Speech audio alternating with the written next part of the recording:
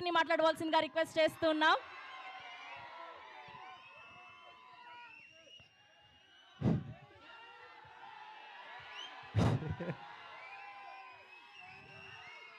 జై rebel star.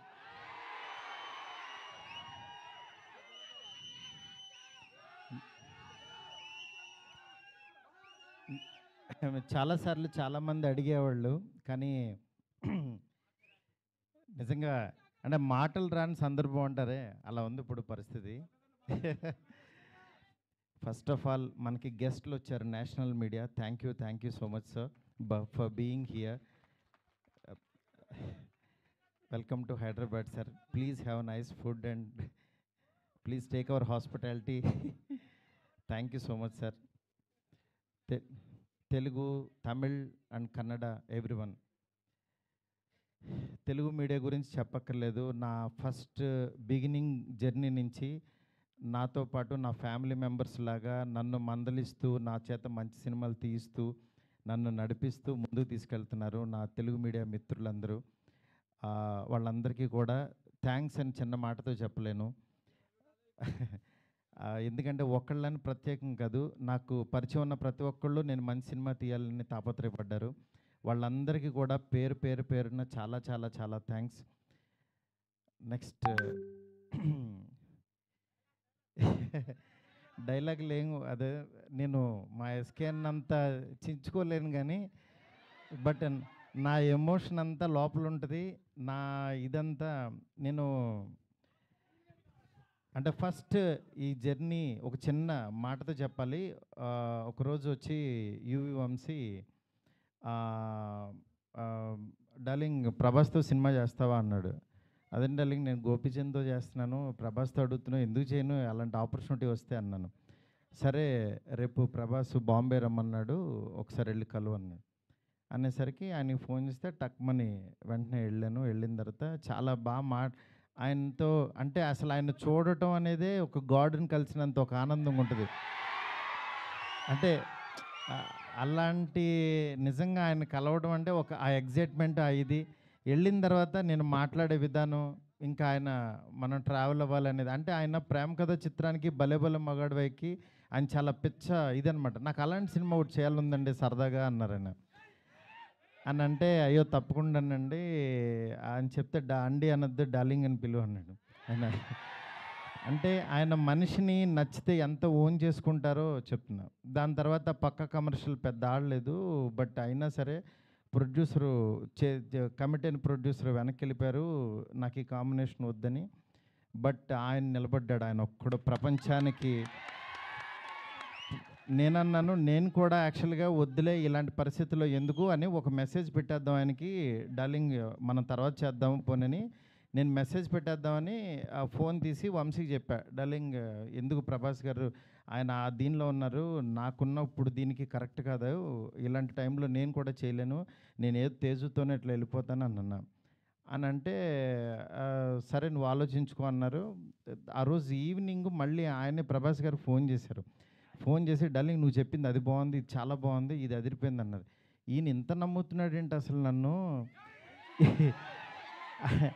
అని ఇంత నమ్మినప్పుడు, ఇంత నమ్ముతున్నాడు అనుకుని నేను 2 days ఆలోచించి, అరే మనం పని చేయలేము అని వెనక్కి అడిగేస్తే ఇక చచ్చిపోయినట్టే, మనం హైదరాబాద్ వచ్చింది వెనక్కి తిరిగి వెళ్ళడానికి కాదు కదా, అందుకని సరే తేల్చుకుందాం, ఇది ఎందుకు తీయలేమో చూద్దాం అని చెప్పి ఆ రోజు కాల్ తీసుకుని ఆయనకి చెప్పడం మొదలుపెట్టాను. దాని తర్వాత అలా ఈ రాజ్యసభ ఇలా అయింది. ఈలోపు యాక్చువల్గా పాపం ఫ్యాన్స్ మీ అందరికీ చాలా ఎక్స్పెక్టేషన్ ఉంటుంది, దానివల్ల ఈ కాంబినేషన్ కరెక్ట్ కాదేమో, ఎలా ఉంటుందో, అసలు ఈ కామెడీ ఎలా చేస్తాడు, ప్రభాస్కి ఒక ఇమేజ్ ఉంది, ఇలాంటివన్నీ చాలా డౌట్లు ఉండే అందరికీ మీకే కాదు అసలు మా ఇంట్లోనే డౌట్లు ఉంటాయి, ఏం నిజంగా నువ్వు ప్రభాస్తో తీస్తావా అని. కానీ నేను నా పెన్ను నా టేబుల్ కూర్చుని, నేను ఒంటరిగా కూర్చుని అలా దాని వైపు చూస్తూ ఎందుకు రాయలేం, ఇలాగే కూర్చొని రాసిన వాళ్ళు చాలా అద్భుతాలు చేశారు, ఎందుకు అవ్వదు అని కూర్చొని రాయటం మొదలుపెట్టాను. అదే ఇవాళ రాజ్యసభ అయింది. నేను అంటే ఈరోజు చాలా ఎమోషనల్ డే. ఎందుకంటే ఒ అందరూ పాపం ప్రభాస్ గారిని మారుతితో అవసరమా ఈ టైంలో అది ఇది నేను చాలా అడుగుతూ ఉండేవాళ్ళు. కానీ ఆయన మీరెవ్వరూ చూడండి నేను తనలో ఒకటి చూశాను మీరు వదిలేసేయండి అనేవాడు. అంటే ఆయన ఆయన ఇవాళ ఇవాళ ఇది టీజర్ లాంచ్ అవుతుంటే రాత్రి 2:00 ఫోన్ చేసి ఒక హాఫ్ అన్ అవర్ మాట్లాడాడు. ఆయన ఫోన్ చేసి డార్లింగ్ ఇది డార్లింగ్ అను చూసా డార్లింగ్ ఇలా అని ఏంటి మీ మీమ్స్ అన్నీ ప్రతి ఒక్కటి షేర్ చేశాను ఆయనకి. మీరు ఒకసారి ఆయన క్యాప్ పెట్టుకుని వెళ్తే రెబల్ గాడ్ పొద్దున్నే లెగంగానే రెబల్ గాడ్ని చూపించావు చాలా థ్యాంక్స్ అని ఎవరో పెడితే ఆ లుక్ ఆయనకి షేర్ చేసి చూపించాను. ఎందుకంటే మీ ప్రతి ఒక్కటి నాకు ఎస్కేని వస్తుంది, ఎస్కేన్ దగ్గర నుంచి నాకు వస్తుంది, నేను ఆయనకి చూపిస్తా. ఇది ఒక ప్రాసెస్ అనమాట మాది. నిజంగా మీ అభిమానం మీ ప్రేమ ఆయన గుండెల నిండా నింపేసుకున్నారు. కానీ ఎంత ప్రేమ అంటే మీరు అనుకుంటున్నారు మీరు పిచ్చిగా ప్రేమిస్తున్నారని, కానీ మీకంటే 1000 టైమ్స్ ఎక్కువ ప్రేమిస్తున్నాడు మిమ్మల్ని ఆయన. ఆయన కనపట్లేదని ఏదో చిన్న డిసప్పాయింట్ ఉండొచ్చు, కానీ మీకు బెస్ట్ ఇవ్వడం కోసం రాత్రి పగలు ఎంత తాపత్రయపడతాడో నేను కళ్ళారా చూస్తున్నాను. ఆయన ఏది లెక్క చేయరు అసలు. అంటే ఆయన హెల్త్ అని కానీ ఇది కానీ రాత్రి 2ంటికి 3ంటికి వాయిస్ మెసేజ్లు, డార్లింగ్ ఇది ఓకేనా, ఇది బాగుందా, ఏంటి ఇంత పిచ్చేంటి అనుకుంటాను నేను. మంచి సినిమా ఇవ్వాలి. నా అభిమానులు మామూలు అభిమానులు కాదు డార్లింగ్, వాళ్ళు ప్రాణం పెట్టేస్తారు డార్లింగ్ అంటాడు ఆయన. అలాంటి అభిమానుల కోసం యాక్చువల్గా మేమిద్దరం కలిసి ఒకటే అనుకున్నాం, డార్లింగ్ వింటేజ్ డార్లింగ్ చూపిద్దాం ఒకసారి. మీ టైమింగ్ ఒకటి ఉంటుంది, ఆ టైమింగ్ని మళ్ళీ ఒకసారి బుజ్జిగాడిని మళ్ళీ టచ్ చేద్దాం. మళ్ళీ ఒకసారి పాన్ ఇండియా బుజ్జిగాడు ఎలా ఉంటాడో రాద్దాం, అలాంటి తీసుకెళ్దాం, ఈ జోనర్ ఎంచుకుందాం అని చెప్పి అలా చాలా అంటే హీరోయిన్స్ లేక డ్రైగా ఉన్న ఆయన లైఫ్కి యాక్చువల్గా ఒకళ్ళు కాదు ఇద్దరు కాదు ముగ్గురిని పెడదాం. ఆయన యాక్చువల్గా సరదాగా డార్లింగ్ ఒక ఇద్దరిని పెట్టగలవా అన్నారు. అంటే ఆయన సలార్లో యాక్చువల్గా ఎవరు లేరు, ఉన్న అమ్మాయి కూడా ఎప్పుడో వస్తుంది, నెక్స్ట్ కలికి కూడా సరదాగా ఎప్పుడో ఒకళ్ళు వచ్చినా వెళ్ళిపోద్ది అదొక వాళ్ళు.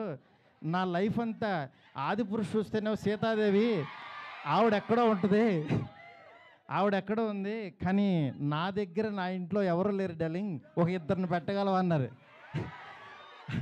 ఆయన అన్న మాటకి నేను పైనుంచి కింద చూసే డార్లింగ్ మీ రేంజ్కి ఒక ఇద్దరేంటి ముగ్గురిని పెడతానన్నా.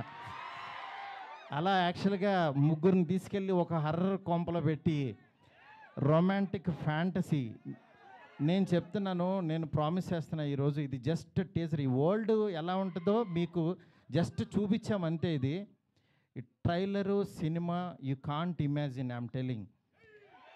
ఎందుకంటే నేను యాక్చువల్గా యాజ్ ఏ ఆర్టిస్ట్గా ఇందాకడ ఒక థియేటర్కి కట్అవుట్ పెట్టారు, అదే థియేటర్ దగ్గర చిరంజీవి గారి యాక్చువల్గా బ్యానర్స్ కట్టేవాడు నేను పెయింటింగ్స్ రాసి.